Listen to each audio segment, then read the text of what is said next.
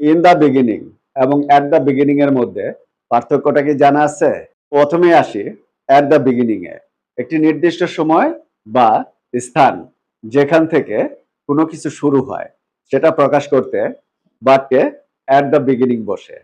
For example, at the beginning of the movie the hero falls in love with the heroine.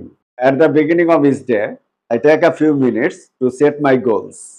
At the beginning of the class, we always review the previous lesson. এবার আসি in the beginning A.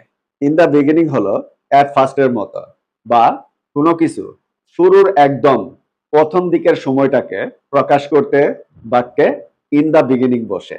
For example, in the beginning I felt shy to see him, but now I don't. In the beginning I didn't like her, but now we are best friends. মনে রাখবে at the beginning এর পরে preposition of বসে। ভালো লাগলে like, comment এবং share করো। Good bye.